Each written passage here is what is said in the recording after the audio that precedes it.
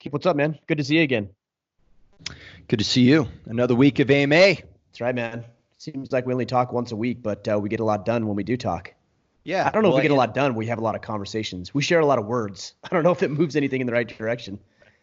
we do share a lot of words. Although, you know what, for whatever reason, I was kind of going through some old messages, and they were from people, sending us messages on the AMA, and it kind of got me fired up last night. I was like, you know what, this is good stuff, and All messages that they were reaching out and telling you how we were helping or whatever it may be. exactly. Yeah. It kind of It's a good feeling, right? rejuvenated me last night, and I kind of got fired up, and then. Whether good or bad, I was listening to MF CEO this morning, Andy Frisella, and then I got even more fired up, and I was like, "All right, And he let's has do this." he has like the yelling. ability to do that for sure. Keep your swearing to a minimum, Kip, if you would, please. I know, totally. I'm like, I'm worried about a little bit of cursing, and I listen to him. It's like 1 minute. I'm like, oh my gosh, I'm just shaking my Yeah. head. I've been pretty good about my lack of swearing, which is something I'm trying to work on. So I've been pretty good at it. So it's been going well. I think we've been doing good overall. Yeah, I think we've been doing better. I said better. I don't know, good, but better. Better. Well, it's progress. How's that? We're on the path of progress in life. That's right. Hey, a couple of things before we get too much into this thing. I got a message from a gentleman from Brazil. His name is Ed. Quite honestly, I can't remember. He left me a voicemail on Instagram and asked if I'd give him a shout out. I'm like, yeah, of course. So this is to Ed from Brazil. It was a voicemail on Instagram, so I didn't catch his last name. And even if I did, I'm not sure I'd be able to pronounce it again. But Ed from Brazil, you know who you are. We're glad you're tuning in. Also, somebody had sent me a message that I thought would be pretty good as we talked today. They said it would be good to know how you and I met, and then what we like best about each other and what we like least about each other. And I'm like, well, no, we're not married. And then we could hug it out maybe afterwards. That's right. Yeah. That's right. So I thought, as we get this thing kicked off, let's do that. So, I'll give you my perspective, and then you share yours from there. How's that sound? Sounds great.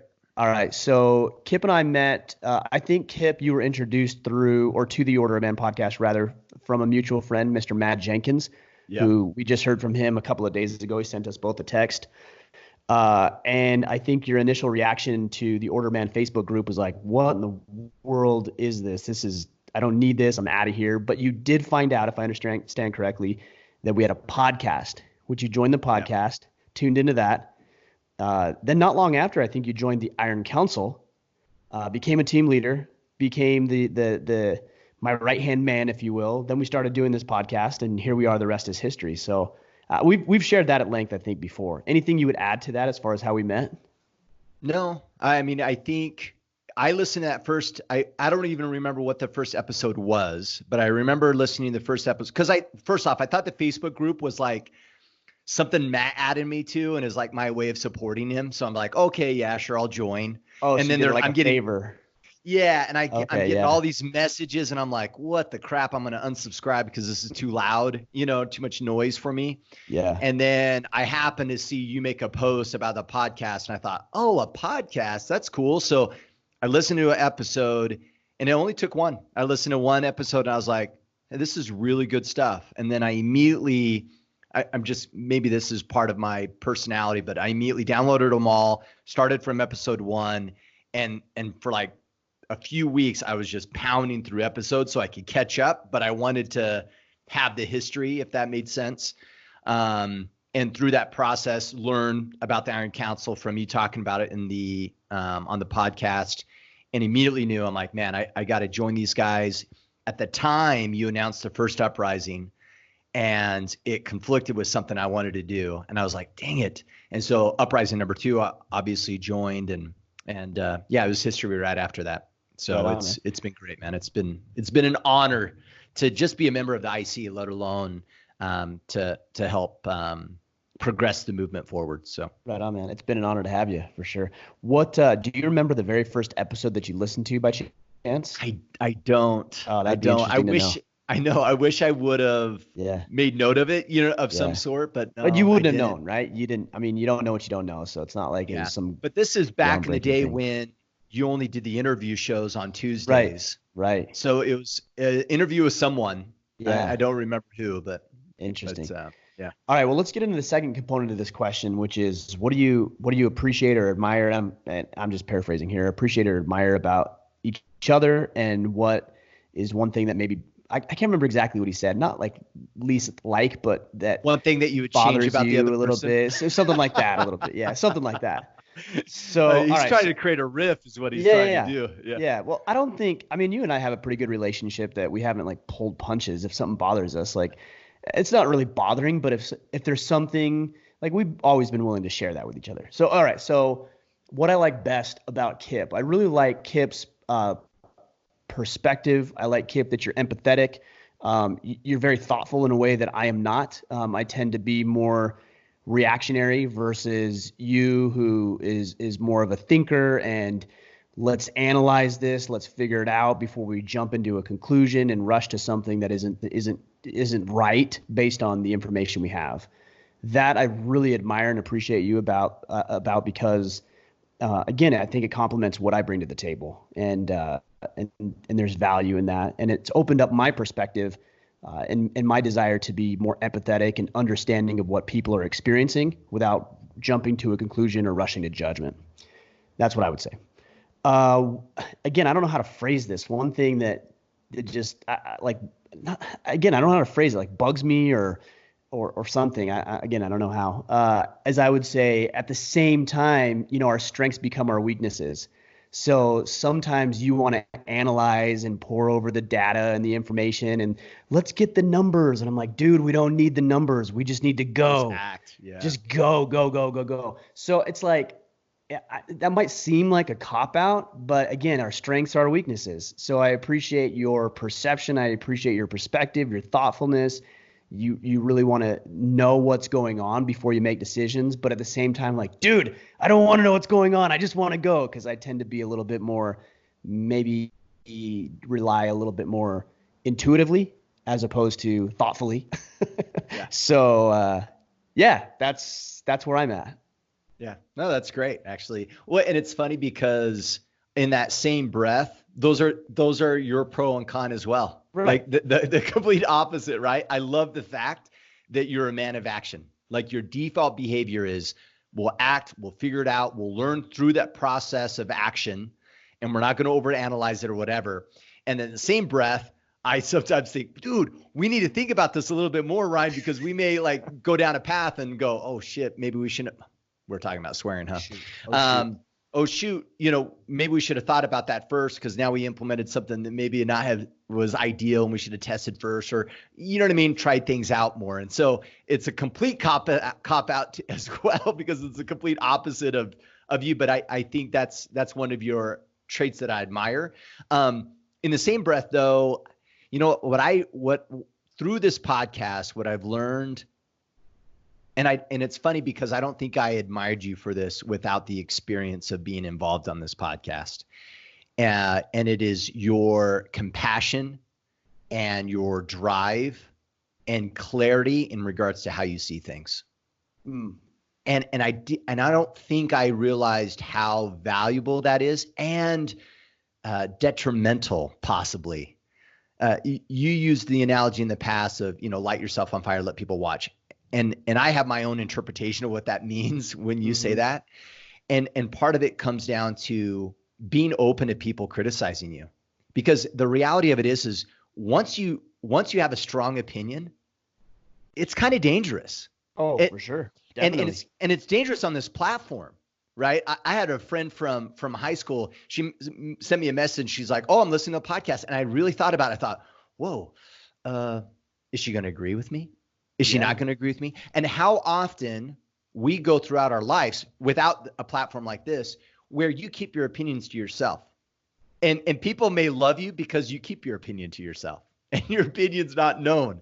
And I don't know if that's why they would love you, but they don't hate you. They don't hate you. Yeah. Right. But once you have a platform and you're running around with, this is my opinion, blah, blah, blah, blah, and this is how it should be, all of a sudden it gives everyone the opportunity to go, I disagree. Right. And because of this platform, it really puts you and kind of me through helping kind of on this not a pedestal, but on this stage for everyone to sit back and go, I agree, I disagree, and not only that, I don't like you because I disagree. Right. And I disagree with that. Like, I don't think we had someone made a comment the other day on YouTube. He said, "Oh, I've been listening to you guys for a while, love it. Not listening anymore because I disagreed with like a point." And I'm like, whoa, So that's the strange. world we live in. So that's the world we strange. live. Oh, I disagree with one thing about Ryan, and then I go, well, screw that. Can't listen anymore. Like, you're not educated enough to go, had a hey, guy. I like his thought process. I don't disagree. I don't agree with him here, but I still like what I hear, and I'm still going to grow from it. We can't do that. Yeah, it's weird. It's really weird. I had a guy email me the other day, in fact, and he said, "Man, I really love your podcast. I love what you guys stand for and what you do, but you had this one particular guest on, and I don't like this guy, or I had an experience with him, and et cetera, et cetera. And so, man, it's just going to take a lot for me to listen to your podcast again."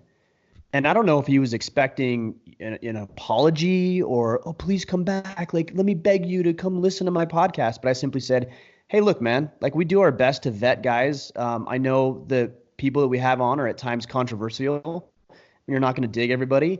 But if you honestly can't listen to the podcast because you happen to disagree or not like one guest, I don't know what to tell you, man. Like, I'm not here to beg for your attention or to listen to the shows. Like, do what you got to do." But I mean, this is a little ridiculous. Don't throw the baby out with the bathwater. But you know why that is because we have this completely unparalleled level of access to information on demand. So, and I actually made this analogy with my guest yesterday, Scott Adams, and the analogy I used is, do you remember, like, when you and I were growing up, we had tapes, right? That's how we listen to music, right? Tapes. Yeah. And Mixed so tapes. we'd have to put, yes, mixtapes. That's right, man. So we'd have to put the tape in, and then we'd have to listen to everything because it was kind of a pain in the butt to have to fast forward to the one song that we want. And if you're really rich, you would have the tape player that would know when there's a blank spot, and it could maybe jump to the next song. Yeah. So we had tapes, and before that was 8 tracks, right? And then we moved to CDs, and then you could just skip to the song that you like. So music got shittier because the whole album didn't need to be good. You just needed one good song. And then we moved from CDs to music on demand, where you could literally just buy one song. So if an artist has one song out of hundreds of songs, then that potentially could put him or her on the map. And so what happened? Well, music continues to get worse and worse because it used to be that the entire album had to be good because everybody was forced to listen. Because no one wanted to buy a whole album for one song. Yeah. Right. And you had to listen to the whole thing to get to the one that you actually wanted. So this is also the problem with social media, is that if we don't like something, we just like delete it, block it, ban it, make fun of it, ridicule it, mock it, and then move on to something that we like. And then also we have this unparalleled level of confirmation bias. So now if there's something that's said that either I don't like or threatens my own perception of the world, then I just banish that to outer darkness and just keep clicking on the things that I do like. And then Google and all of these other platforms are Facebook, Instagram, Twitter, YouTube are incentivized for putting information in front of you that you are more likely to click on, which is the stuff that you agree with. Confirmation bias. So now we have this cycle, and it quite literally is nonstop, 24/7 cycle of information, news, stories, entertainment that all caters to us individually. And then we're so conditioned to feel good about our own perception of reality that when anything challenges it, because we're not used to receiving challenge to our ideas, it's blown out of proportion and blown out of the water. And we fall into this trap of, what's the quote? Never fall into the vulgar trap of believing that every time you are contradicted, you are persecuted. And yet if I go in and say, "Hey man, I don't agree with this because ... that individual believes that I'm personally attacking them. Like, they've been conditioned to believe that that's an actual threat to their well-being, that somebody disagrees with them. So I know I'm rambling here, but I've really tried to make a conscious effort, specifically lately after reading that book from my guest yesterday, Scott Adams, called Loser Think. But I've really tried to make a conscious effort of, even when somebody comes back with a comment that's rude or whatever it may be, then very simply just not letting my emotions get to me and just saying, hey man, like you seem to be really upset. I hope you're able to work everything out and just kind of let the chips fall where they may. But it's a really interesting, I don't even know how we got off on this tangent, but man, it's a really interesting time that we live in. It's a great time, especially with social media and obviously that's how we met and got connected, and that's how we're doing this podcast. But at the same time, you've got to be very, very careful because it's easy to fall into the trap of believing that your perception of reality is the only one that matters, and every information and stimulus around you is designed intentionally to support your own current reality. You're not expanding yourself to new thoughts and ideas. And I think a good example of this, Ryan, is you and Ryan Holiday, because a couple episodes ago, you guys talked about religion a little bit, right? Yeah. About the belief in God. I know that you believe in God. I know that Ryan Holiday doesn't, which I didn't know that, by the way, until that interview. You didn't get all pissed off and go, well, screw that. I'm never bringing Ryan Holiday on the podcast. Right. Again. Why? Right. Because you weren't threatened by it. Right. It doesn't matter to me. Exactly. And it's so funny. Like even the other day, someone pinged me on Instagram and said, hey, we have a boy. Actually, it was my cousin. He pinged me and says, hey, Megan and I are having a boy. We want, what's a really good book that you would recommend? And I said, you need to read The Boy Crisis. Like you have to read it. Yeah. Like that book is so darn informative and beneficial. But here's the irony. Half that book I completely kind of disagree with. Right. There's aspects of it I'm like, nah, not for me. I disagree with that aspect of it. But I'm not throwing the book away. Right. Because I'm saying, hey, there's some really good chunks of information in here. I see where he's coming from. I may not agree with that entirely, but it's still a great book. And it's funny how easy or quickly we demonize people just because they disagree with us on something. And because of that, we shorten our ability to understand other people's point of view. And it's really unfortunate. It is. And I would say that the best way to combat this is just to exercise a little discernment, guys, when you're listening to us or you're listening to another podcast or watching a video or reading a book. Disagree with you. Agree you don't need with discernment listening to us. Agree with us. Yes. But it's just exercise some discernment. It's interesting. You could say the sky is blue, and somebody would come back and say, well, sometimes it's cloudy, and when it's night, it's black.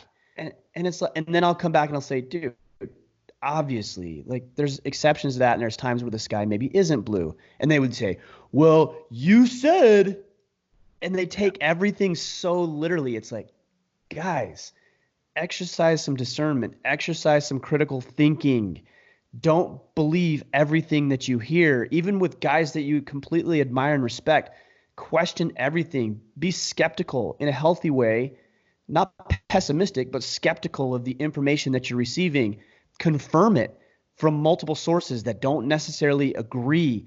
Like, be very, very slow to accept somebody's statements as ultimate truth, and then respond that way. It's very rarely is that the case, and very rarely is it somebody's intention to deliberately mislead you or paint something so black and white and without the realization that there are exceptions and deviations from generally held principles.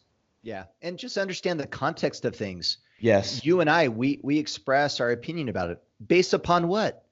Where I am in life, right. Based upon what I've experienced at the age of 40, based upon living in the state of Utah, based upon being raised on a farm. Like, that's my perception. That's my context based upon what I understand. And is that going to possibly change for us over the next 10 years? Should. Yeah, it should. We should be going, change. I'm sure at one point we're going to listen to some AMAs in the past and I'm going to go, I can't believe I said that. I kind of disagree with that now. Right. So take it for what it's worth. Yeah. Yeah. Anyhow. Yeah, you should be evolving. You should be growing. You should be changing. You should be thinking of new ideas and developing new thought patterns and getting new information. All of those things are a plus. All right, let's get into the questions. That was a long. That's 20 minutes. I like about Ryan. I think it was more about what you don't like about me than what it was. Now, if you guys want to hear what I like about Brian Mitchler, then ask that question, and then we can go on that other guy. I don't want to hear about him. All right, Kevin Omar Kevin Omar Aponte Garcia. Woo. Woo. What is destiny to you? This is good. This is good stuff here. What is destiny to you, and what is it to Kip Sorensen? Does it mean anything to either of you? No, it doesn't mean anything to me. There's no destiny. Now, this is where it gets tricky, okay? I'm gonna approach this from a religious or a spiritual belief, okay? This is my opinion, as if I need to say that, okay? Everything I say is my opinion, guys, all right? Yeah. Okay. God has a plan, and God is all-knowing. He's omnipotent.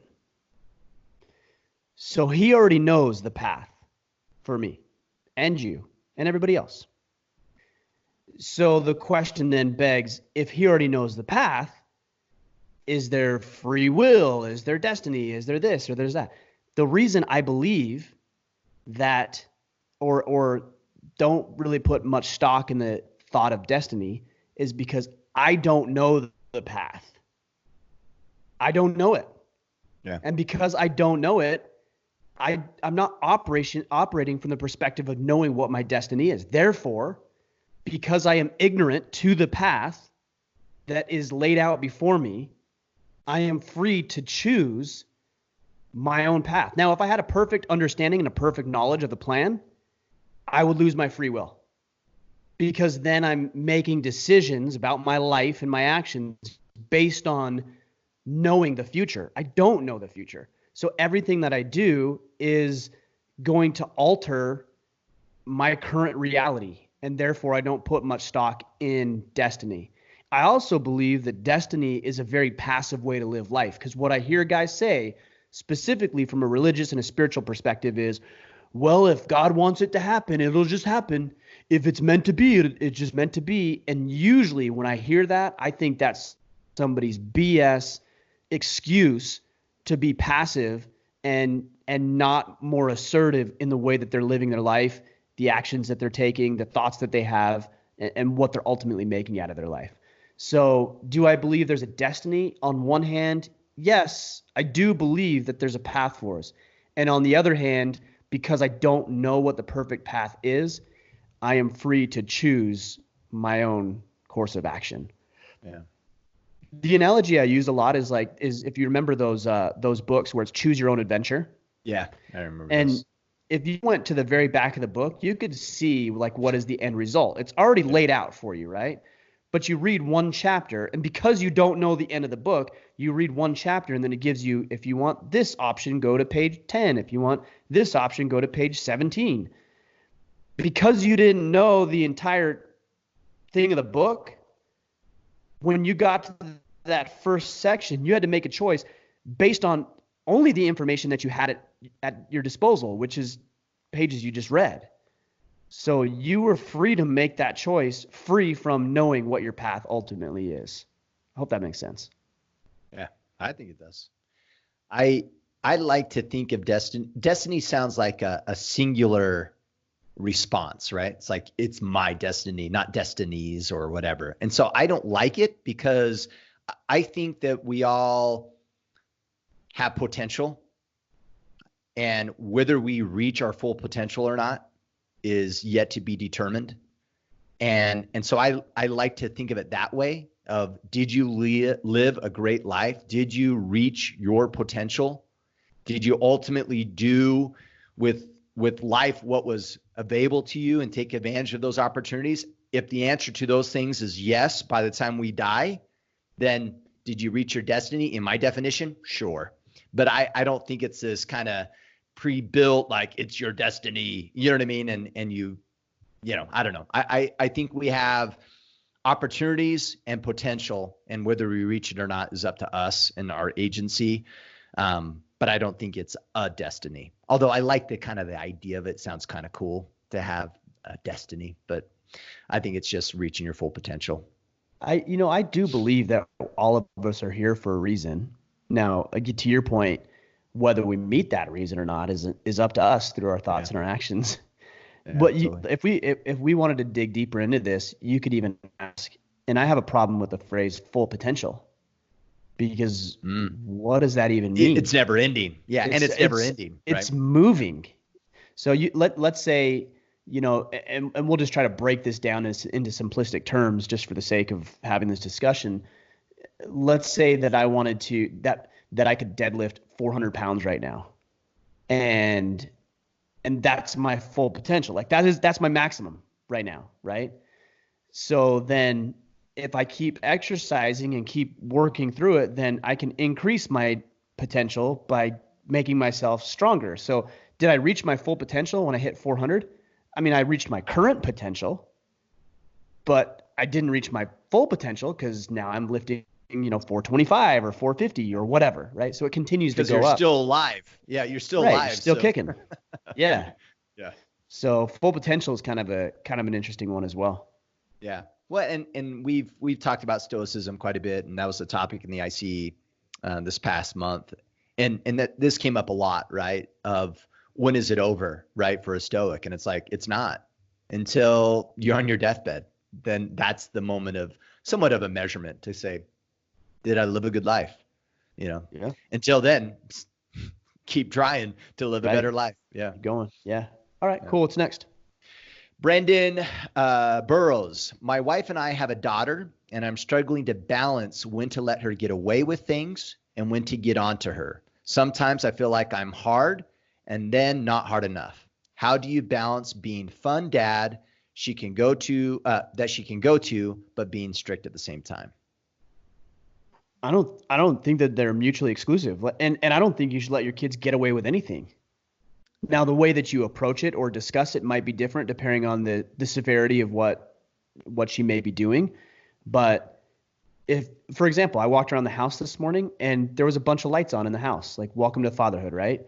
So I got my kids to. I'm sorry, I have to interrupt. This is such a father thing. It is, man. Funny. Yeah. There was a holiday movie. It was like last year. And the kid was waking up in the middle of the night, adjusting the thermostat. Oh, and then all the dads got together and like, are you going to pay this bill? Are you going to allow her to modify the thermostat? Like, I don't know what it is, but dads, thermostats and lights, man, they drive me mad. Totally. So I got my kids together this morning. I'm like, hey guys, we just need to do a better job of turning the lights off. When you leave the room, check two things. Is it clean? And is the light off? Yeah. Every time you leave a room, is it clean and is the light off? Now, I'm not gonna have like a complete mental breakdown over that, right? But I'm certainly not gonna let it, because if I excuse it once, then I'm basically encouraging it. I'm like, it's cool. Go ahead and do this. Yeah, it's cool. That's fine. Or if my kids come in when the do not disturb sign is on the door of my office, and I'm like, oh no, it's okay. Come on in. I'll make an exception. Then I'm undermining the principle of having that thing on the door. So I tell them, hey guys, if you see that sign on, that means that you can't come in because I'm in a phone call or in a meeting or engaged, and I can't be available right now. So I don't let my kids get away with anything. It's just the severity of how you approach it, or the level at which you approach it, or the style that you approach it. Yeah. Is it just a simple, hey guys, remember that sign, you know the rules. Oh yeah. Yep. That's right. Good. Done. Versus, okay, this is something more serious. There needs to be some discipline here. And in that case, there may be some punishment or some restrictions that are put in place because of the severity of what a child is trying to get away with. So again, I think you should respond to everything. And at the same time, I think you should have fun with your kids. They're not mutually exclusive. Yeah. And I think this comes down to the conversation of establishing boundaries and holding those boundaries. Whatever those boundaries are, come up with them, and you need to enforce them. You can't establish a boundary and let your kids go beyond the boundary. Because then it's not a boundary. It's not a boundary. And what are you teaching them? That when they do X, or there's a boundary established and I do it anyway, it's no big deal.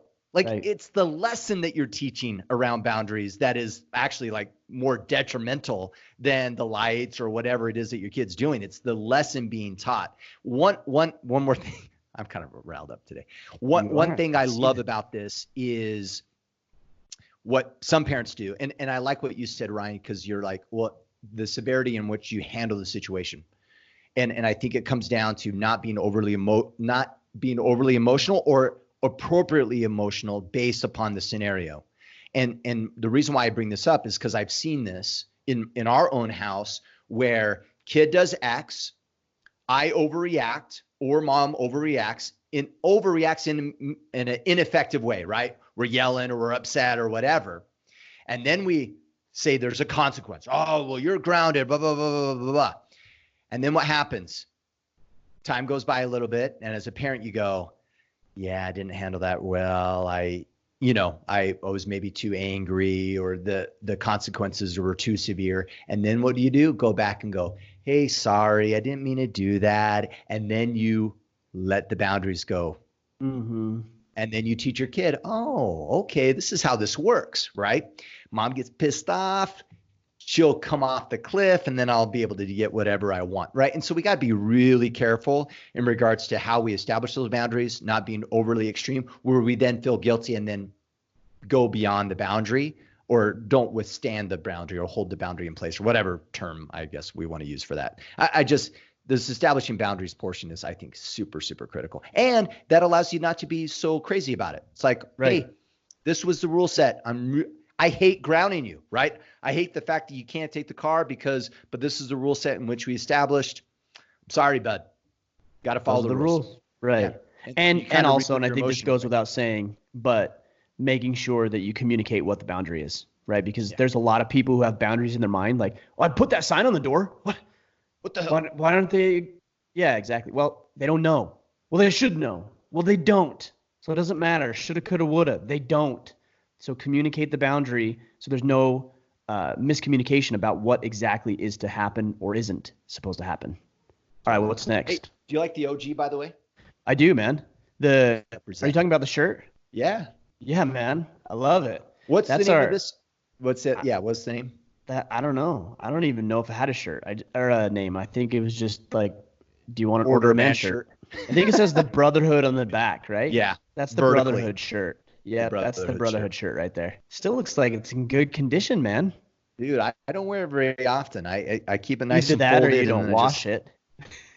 Well, so it doesn't get I hardly ever wear it. Yeah. Just like wear it half a day and then I put it back. We had this thing. I was talking with my wife the other day. I don't know how we got on the kick, but we had this thing in basketball when I was in high school that you couldn't wash your practice jersey. Well, no, let me say it this way. Once your practice jersey could stand up on its own, then you had to wash it. Oh, man. And I remember there was a time it's so crunchy and stiff that I just like draped it and set it on the ground, and it literally stayed in its form standing up. My sleeveless basketball jersey is pretty disgusting now that I think about it. Same thing. You like pull it out of the locker and it's all stiff, and then crusty. You'd have to get it all sweaty to get it like loose. Yeah, exactly. So gross. Like 20 minutes into practice, it would finally loosen up on you a little bit. Sick. All right, what else? Man. All right, Matthew Klein. What's something you wish you learned in high school? To wash your jersey. Wash my clothes. The importance of hygiene. I don't know. I don't really understand the point of these questions. Yeah. Maybe you can enlighten me. It's like I don't get, like, what's something you wish you learned in your 30s? What's something you learn stuff all the time? Like, just learn. I'm constantly learning things, and maybe I wish I would have learned it earlier. But here's the catch with that. I had a lot of people ask me this in my financial planning practice. I would teach them about investments or help them with their portfolios or whatever it was, and they'd say, "Man, where were you 10 years ago?" And I'd say, "Would you have listened 10 years ago?" And they said, "No, I probably wouldn't have enough money to invest." Exactly. So don't worry about it. Just figure out what you need to learn right. Where are you deficient? What information do you need to have? What skill set do you need to develop? What are your goals and ambitions? And learn it now. Like, don't worry about what you should have learned 10 years ago. Yeah. 10 years is gone. Just what do you need to know right now, and do that. So the better question on this would be, and I'm not trying to beat this guy up. I'm just saying, like, I get these questions a lot. The better question, there's a phrase or a quote that I really like. The quality of your life will be determined by the quality of your questions. So let me give you, instead of answering that question, let me give you a better question to ask. Hey, Ryan, I'm trying to grow my financial planning practice. What is the single best strategy you used for getting new clients? Infinitely better question. Right? Or, Yeah. hey, Ryan, I'm really trying to determine if the woman that I'm dating right now is somebody that I should consider marrying. What are some things to consider as you're contemplating popping the question? Beautiful question, because it's specific and it approaches exactly what you want to learn. Yeah. Well, and maybe if Matthew's in high school and he's asking from the perspective of something you wish, because what's something that you would recommend that I make a priority while in high school, or you know what I mean? Well, then that's a better question, right? So a better question would be, hey, Ryan, I'm about to graduate and I really don't know if I should go to college. What should I consider before I go to college, or as I'm making this choice? Yeah. Because if you just say, what's something you wish you learned in high school? Everything I possibly could have learned, it would have been cooler if I would have learned in high school, but I didn't. Yeah. Well, and what value does that bring to the table? I mean, the reality of it is we made certain decisions in high school. Some of them were great. Some of them were not so great. But based upon the maturity level that I had in high school and based upon the experiences, those are the decisions I made. Like, right. You know, and even the quote unquote bad decisions led you to where you are right now. Totally. And if you don't like where you are right now, okay, great. What changes do you need to make right now? And it has nothing to do with your past because, well, you can't change it anyway. So It's like, yeah. So I hear you. So I'm gonna say that the answer to the question is regarding what? Like, give me something specific, and then I can answer a specific question for you. And I mean, I there's a lot of things, so much so that I can't even think of one thing that would have been like, oh, this is the one thing I should learn in high school. Guys, get very specific on your questions. This will serve you not only in the podcast world, but it'll serve you in life, whether you're interviewing or dating or advancing in your career or trying to build a band of brothers or buddies up. Like, it's being specific with your questions and asking better questions will enhance your life. Luke Watts. Every question I go to write down, I hear the answer in my head. Just do it. Adapt and overcome. Focus on the tactic. I'm going to add some. Use the battle planner. Read sovereignty, etc. Thanks Ask for all better questions. Ask better questions. Thanks for all the advice given since I started tuning in over a year ago. And then he asks kind of a fun question. Is there any Australian animal that you would consider eating? I would try a kangaroo. You'd eat I'd probably try eating anything if it was cooked. I would eat a kangaroo. I'd eat a snake. I'd eat an alligator or whatever you have, alligators or crocodiles. Yeah. A koala bear. You eat those? I don't think so. They're too cute. People wouldn't allow that. Yeah. I used to tell my kids when we got pizza, and I don't know why I got in this doing this, but they'd ask me what was on it. I'm like, oh, that's hippopotamus meat. And they're like, what? I don't know if they have hippos in Australia or if that's an African thing. But they're like, what? Really? I'm like, yeah, it's the hippopotamus pizza. It's good. And they're like, that's gross. I'm like, no, it's delicious. And then they wouldn't eat my pizza. They'd eat their cheese pizza, and then I could have all the pizza that I wanted on my own. Well played. Yeah, I would eat lots of animals. I think koalas are too cute and on the too high on the cute and cuddly index for people to be okay with you eating them. Okay. Same thing with bear. People have a problem with bear because they're cute. Bears? Right? Yes, people have like a problem. A bear, like a bear. One that will kill you? Yes, because they think they're cute. Because you have teddy bears and you have Yogi Bear and you have bears are cute. Bears are not cute. Bears will destroy you. Our neighbors just brought some bear meat over. I've never had it before, but they brought bear meat over, so I'm excited to try that. I tried moose meat for the first time just last night, and it was delicious. Yeah. Really, really good. That's a lot of meat too. It's a lot of meat. I kind of liken that one to. I mean, it has a different taste, but it's lean. It's like an elk. It was and not very gamey, not gamey at all. It was delicious. Yeah. All right, Cody Alphabet. What's something from your past that you regret doing or not doing and the impact that it made in your life or the lives of others? Have you been able to correct it since? This is kind of like the other question, but I don't know. Yeah, it is. One thing I do tell people, especially the young men in our church organization, is I tell them that I would have served a church mission. So in our church, when you're 18, 19 years old, sometimes older, you have the option to go on a church mission for 2 years. And so that's something I wish I would have done. I didn't do that at the time. And I mean, I don't regret doing it. I just think, if I was to do it over, that's something I would take advantage of. And in the future, my wife and I plan on going on a mission when we get older and retire. So, I'll rectify that situation then. But, there isn't really anything where I'm like, I wish I would have done that or wish I wouldn't have done that. I mean, I made stupid decisions and I made some smart ones as well. And that's a culmination of who I am today. So I don't play the game of like, what's the one thing you wish you would have done? If there's something I realize that I'm deficient in, I just correct it. Correct it now. Yeah. That's it. Totally. I have the perfect example of that. I mean, by the way, I'm the same way. I wish I would have went on a mission. I didn't either. And I really think for two things. One, it would have gave me an opportunity to serve and really put other people before myself. I think it would have pushed me in a level of maturity that I probably didn't naturally create for myself. Mm-hmm. The other thing, it would have kept me off of the discussion of marriage and kicking off life until I was a little bit older and when I was a little bit more ready for it. I think I wasn't as ready as I was when I got married, and it made things difficult. But here's the perfect example. I got married within my first year of college, had 2 kids by the age of 22, and then got divorced. Now, for all intents and purposes, do I regret getting divorced?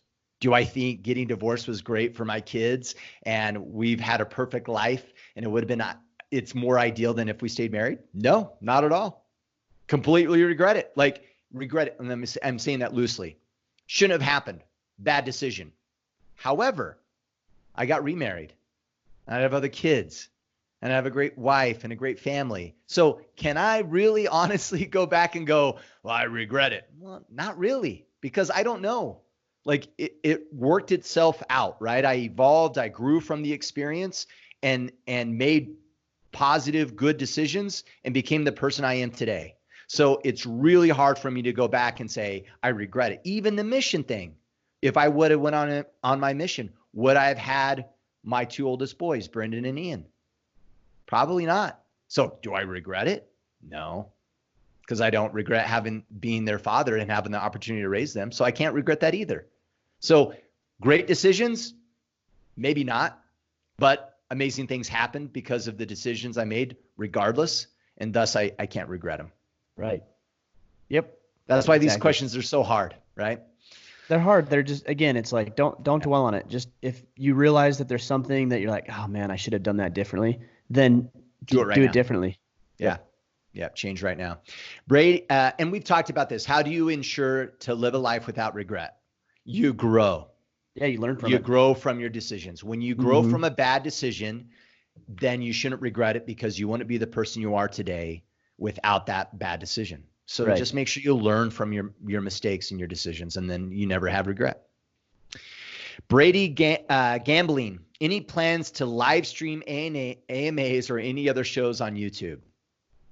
I've got this question, or I've got I don't about this. It'd be know. kind of fun for guys to call in and ask questions, but then we couldn't filter all you guys' stupid questions.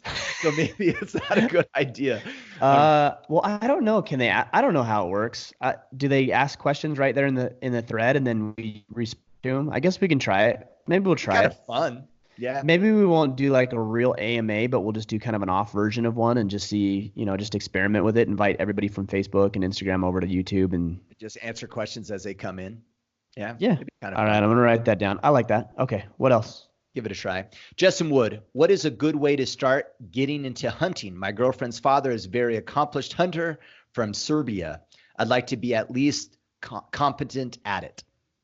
The best thing to do so if you're not following me on Instagram, I would highly encourage that. Go to Instagram.com/Ryan Michler. My last name is Michler. Not to be confused sometimes with pronounced Ryan Michler. Yeah. You knew it was so go over there. Yeah, I knew it was coming. A couple of weeks ago, I think I made a post about hunting, so just like scroll through my feed and see me with a dead animal, and you'll know which one I'm talking about. And I talk about the things that you should do to get into hunting. And if I remember correctly, step one is to start following hunters on social media. If you want to be an archer, start following archers. If you want to be a bow hunter or rifle hunter, like access to this information is so readily available. So follow, like when it comes to bow hunting, the guys that I follow are, well, like John Dudley is great to follow. Cam Hanes is great to follow. Even Rogan has some great stuff on that. Andy Stump's a big archer. Like there's archers, there's people, there's hunters. Follow them. Follow them on YouTube. Do what they say. That's number one. Number two is connect with people in your sphere of influence who are already hunters and ask if you can go with them. And you don't even need a tag to go with them. Just tag along with them and help them spot and help them stalk. Like just be there to support. And then you're going to learn a lot about hunting and rifles to use and strategies to employ. There's already people in your circle who are hunting. Just ask to go hunting with them. And then the third one is, if I remember based on the post, I think I said tap into your wildlife resource department. And there's all kinds of different names for it. But tap into your wildlife resource department, and they have a vested interest in giving the public information about how to successfully and ethically hunt in the area. So they've got a ton of different resources available. And between those three things, I think it'll get you started. Okay. Matt Simon, your thoughts on income equality in the U.S.? Well, it's a misnomer. It's a misnomer because, well, maybe it's not a misnomer, but it doesn't paint the entire picture. Income is not equal because performance is not equal, or duties are not equal. So what people that say income inequality, what they're doing is they're taking like half of the equation, or probably not even half the equation, and they're saying this is the problem. Well, that's only a piece of the puzzle. That's only part of the formula. The other part of the formula is, and other people say, well, yeah, it's because of gender. No, it's not because gender. It's based on performance, and it's also based on occupation. So women generally pick jobs that aren't as high paying as men generally. Yeah. Okay. So you have nursing, you have education. These are jobs that aren't going to pay well as a doctor, for example, or an entrepreneur or a CEO. Now, women don't choose those things, again, generally, or in lower degrees, because they have other things they want to do, like bringing children into the world. So they're not going to tie themselves up into a career like a CEO, for example, or an entrepreneur necessarily, because in entrepreneurships, that's a little different because there are a lot of flexibilities in that. But let's take CEO, for example, or doctor. They're not going to tie themselves up into the schooling and into the debt and into the level of attention that career requires when they know they have aspirations to bring children into the world and potentially stay at home with the kids. So that's why they're not getting paid as much. Now, some people will say, well, no, it's just because of gender. If you take gender, for example, and you put a woman and a man in the same job doing the same thing, then women will get paid less. No, they won't. Let me share. Studies have shown that not to be true at all. But let me even share something anecdotally with you, because the same people who make this argument also make the argument that capitalists are greedy pigs who are ruining the world. So which do you think is more true? That capitalists are greedy pigs that are ruining the world, or that capitalists hate women? Which one do you think is more true? Because if you think they're greedy pigs, then if it was true that women can get paid less for the same job, then wouldn't all the quote unquote greedy pigs only hire women because they could pay them less to do the same job? Wouldn't that feed into the greed? Of course it would. So what they're saying is, well, no, they're more worried about gender than they are their greed. Like they're worried about raising women up than greed. You're telling me that their decision to not hire women, for example, outweighs their desire to make money. Like it's a ridiculous thought. Yeah. It's asinine. And I understand when we get inundated and bombarded with clever talking points that only illustrate part of the problem. But if you're not doing equal work, if you're not doing the same types of jobs, this is the whole thing with the women's soccer team. It's really funny. Like, they got so up in arms about making less than men. Yes, because they bring in less revenue than men. Well, we do the same work. Well, you know who gets to decide that?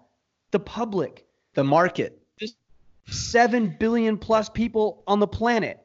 Your desire to make more money doesn't outweigh the 7 billion people on the planet's collective decision not to go see women's games at the same level they're going to see men's games. And it was funny because, and I don't remember their names, but one of the gals, she was upset. You know, she was their team captain or whatever, and she was upset, and she demanded that she get paid more for the same work. And the interviewer, whoever she was talking with, said, well, how would you solve this problem? And you know what she said? She said, we just really want people to support us, and we want more people to come to our games. Yes, that's the right answer. That's how you solve it. Yeah. You solve it through capitalism. If there's a higher demand for your services, in this case, entertainment via soccer, then you will get paid more. But until then, you haven't earned it. And I'm sorry that it hurts your feelings. I'm sorry that you aren't as liked or relevant as other people, but that's reality. And the way that you want something or the way that you feel about something doesn't dictate the way it actually plays out in reality. Like, it's insane to believe that a nurse is going to make the same as a doctor. That's insane. It's insane to believe that a men's professional sports team is going to get paid the same amount as a women's professional sporting team that brings in a tenth of the revenue that a men's sports team does. That's insane. But it's all emotional. It's wrapped up into feelings. Emotions ought to be considered. I'm not saying we shouldn't consider them, but we also ought to be reasonable and use some logic in our thinking of how this works. So there's my thoughts on equality. And the labels we put on things, right? Everyone listening right now, how often do you go watch the WNBA? They don't. They don't. Why? Because it's boring. It's boring. It's boring. I want to see a 7-foot dude get dunked on by a 6'1" guy, like flying through the air, and I want it like roughing it up, and that's entertaining to me. So instead of demonizing, let's say in this, my little example here, instead of demonizing the NBA and saying, oh, the NBA is sexist, why aren't you just telling the entire world that they're sexist because they don't watch WNBA? Because that's the scenario, right? The reality of it is, there's minimal profit, and thus that's the result. Period. Very simple. And if it's sexist, if that's what you think, then fine. Yes, the world is sexist because they're just not going to watch women play sports to the degree that they're going to watch men play sports. Sorry. And by the way, I'm not sexist. It's just not as entertaining. That's it. Well, let's think. It's very simple. Well, let's think about it from another context. Let's think about babysitting. All right. So I've got young kids. We've considered babysitters. Yep. And we're not going to bring a boy babysitter into our house. Yeah. Oh, well, that's sexist. Is that sexist? No, it's not sexist. Yes. Because it is sexist, but according to these people, it's not sexist.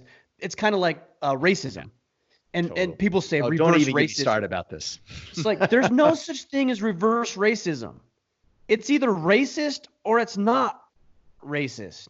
Yeah. There's no reverse racism. Like, you're either racist against a race of individuals, people, or you're not. Yep. Like, there's no qualifiers for that. But it's really interesting, the things that people say and make up. Totally. And there's certainly a double standard, right, when we start talking about some of these topics. It's right. Gnarly. Man, it's crazy. Craziness.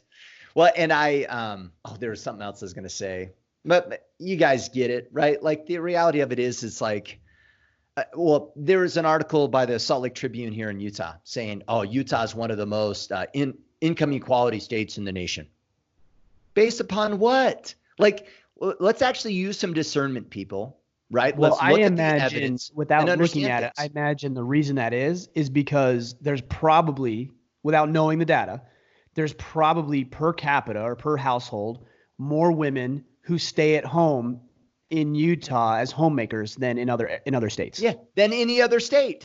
Right. So, Oh, okay. So why isn't that the stat saying, hey, more moms stay at home in the state of Utah? Like it's the no, same, leave it's the that same out. story. You got to leave that out. Yeah. Oh, well, it doesn't push an agenda, Or right? they work part-time, or they work jobs that maybe don't carry, and I'm saying women potentially carry jobs that don't carry as much responsibility because they want to be at home. Well, why would you think you should get paid for that? If you're this is the same thing with employees who scoff at the business owner who makes 10, 20, 100 times what the employee makes. Well, he's taking on the level of risk. Yeah. Like, you don't have any risk. You lose your job, you go get another job. The market tanks and you don't lose your house. He loses his house. He loses his credit. You just go get another job. So you don't have any level of risk. Totally. So don't you dare scold the individual who's putting more on the line, who's carrying more responsibility, who has more at risk, because you think that you should all get paid the same. It's pathetic. All right. And what else? Yeah. Well, no, I'm gonna let it go. We'll talk. We'll talk. We'll cover this again, I'm sure. All right. Where were we at? All right. Flustered now. Kyle Shields. Face is all red and flustered. I know, man. Well, because the whole technology thing is, I'm in technology, and there's a. I thought you were gonna let it go, Kip. I'm not gonna let it go. There's a technology council in the state of Utah, and every year it's more and more about sexism. Of course, it's more about, hey, we need to get more women in technology. We need women here. Yeah, and I'm like, do they want to be? And if they do, awesome. If they don't, how is that wrong? Right? I hate the damn labels that we put on everything and say, oh, well, in technology, we're closed-minded because there's not enough women here. Okay, well, statistically, if you look at the evidence, are women more interested in the sciences and technology? No. I'm not running around going to the HR conventions arguing that, hey, more men need to be in HR. Why?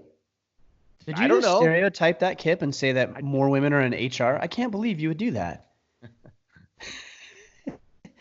We're digging ourselves into a hole at this point. We're not sexist, guys. Like, just think of it logically. We're gonna get backlash. All right, Kyle Shields. I don't think we will. Not in this podcast. Well, I mean, maybe a bunch of messages saying yes. Yeah, that's real. All right. What else? What are your morning diet routines? Breakfast, supplements, intermittent fasting, and etc. Thanks, guys. I just drink water in the morning. That's it. You pound like 32 ounces or 16 ounces immediately, like once you wake up? Yeah, I try to drink a lot of water when I wake up. I mean, I don't have it like drink 32 ounces. I just drink a glass of water. Whatever you feel. Yeah. Okay. And then I try to eat, around 11 or 12. And I don't eat after, well, generally, I should say generally, I don't eat after 7 or 8 o'clock. So people say, oh, you're doing intermittent fasting? Yeah, I guess technically, but I just eat dinner and then I don't eat anything till lunch. Like we overcomplicate these things. It's like carnivore diet, keto diet, intermittent fasting. Just eat clean, eat healthy. You all know what to eat healthy. And it's like, is intermittent fasting good? I don't know. I just don't like having breakfast. I don't like working out on a full stomach. And then I get into work and I'm busy and I'm excited about it. And then it's like, okay, it's lunchtime already. So like, that's my thought process. I'm the same. I wake up, I do take a little bit of a pre-workout, hit the gym, wrap up my workout and go to work. So I usually don't ever eat breakfast either, but not intentionally. Yeah, that's what I'm saying. Don't overthink it. Just eat clean, eat vegetables, eat meat, drink water. Yeah. How are we doing on time? We take a couple more. All right. Jay Helms, what process do you follow to set goals for the new year? Really, Jay? Really? You know the answer. He hasn't listened to any episode He has. I know Jay has.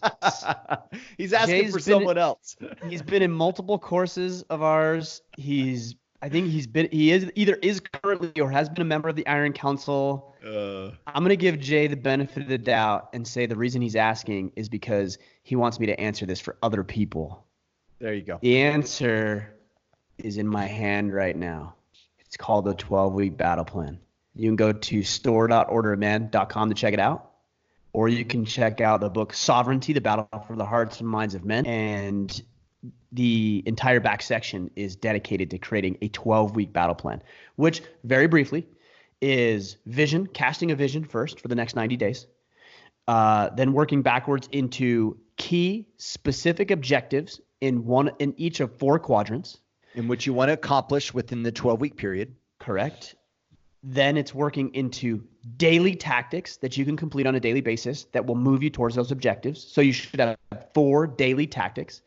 And then it's checkpoints at a 30 and 60-day interval to ensure that you're on the right path and make adjustments as necessary. And then it's the after action review and repeat the process in the next 90 days. Perfect. Eric Blankenship. I know this seems insignificant, but I'm getting ready to start Brazilian Jiu-Jitsu, and I have a very long beard, probably 2 to 3 inches longer than yours, Ryan. He's saying his beard's bigger than your beard. How does it affect your training, and what do you do with your beard for training, or is it just part of the process? It sucks for training, quite honestly. It's not good. It's not. I mean, that's it. That's the bottom line. Like, I've considered cutting it. I've considered trimming it. I haven't done that yet, obviously.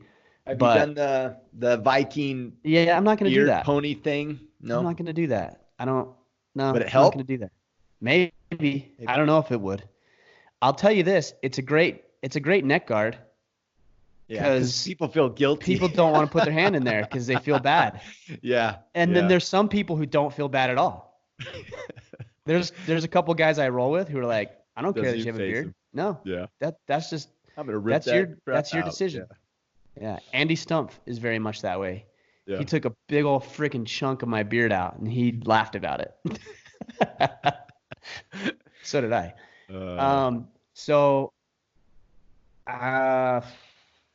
That's the answer. It's not good for training. Yeah, it's tough. Like if you want to maximize your jiu-jitsu, then you wouldn't have a beard, or you'd have it short like you, Kip. Yeah, and shave and cut your hair short, cut everything short. Like exactly. Yeah. So it's a tactical disadvantage. So you have to decide.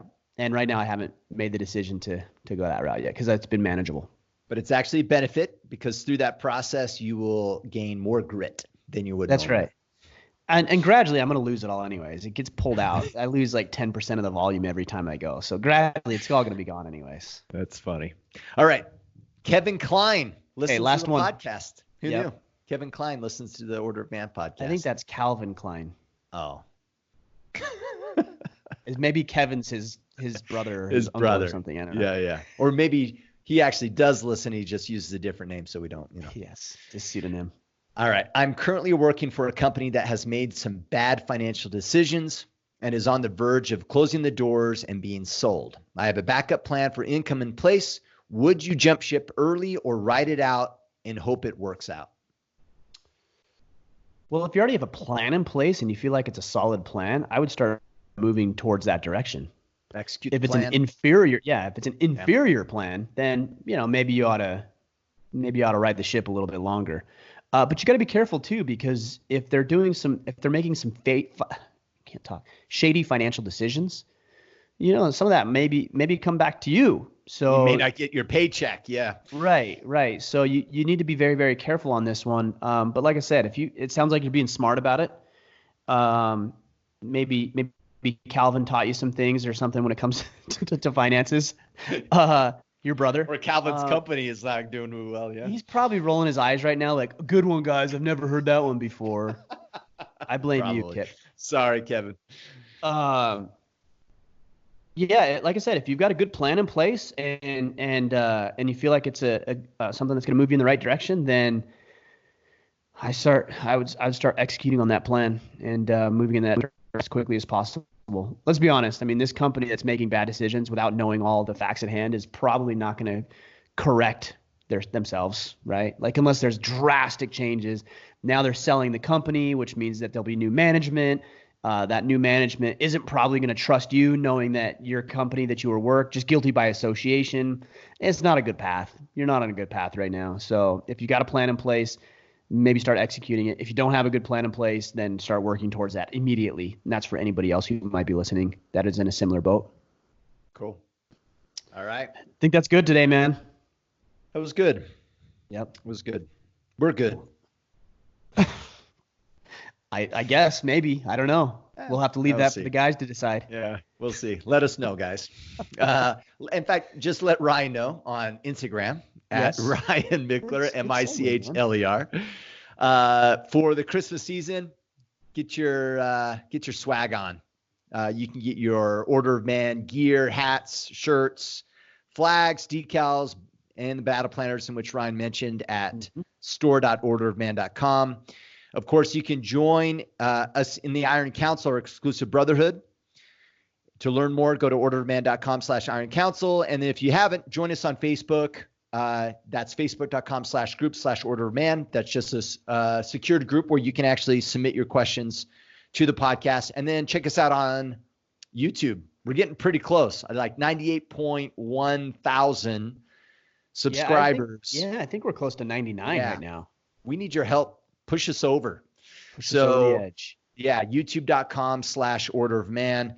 And then we do have an openings for the Legacy event. This is a father and young man event that is in Maine. And it's June 11th through the 14th, 2020. To learn more about that event, go to orderofman.com/legacy. Any other announcements? Nope. Just grateful for you guys. Thanks for being on the path. Thanks for helping us be inspired and moving in towards the path that we want to be on as well. It's one thing I always want to make sure the guys know is that, and I've talked about this quite a bit lately, in fact, is that I wouldn't be nearly the same man I am today without everybody else's push and guidance and instruction and example and influence and accountability. So really commend and appreciate what you guys are doing here on this and your part to play on this mission as well. So totally. That's it. Yeah. It's an honor to be with you, Ryan, but also to just have guys follow and tag Order of Man on Instagram and just be part of this movement and standing shoulder to shoulder with you guys has been awesome. Yeah, definitely. All right, guys, we'll let you get going. I'll be back on Friday. Until then, go out there, take action, become the man you are meant to be.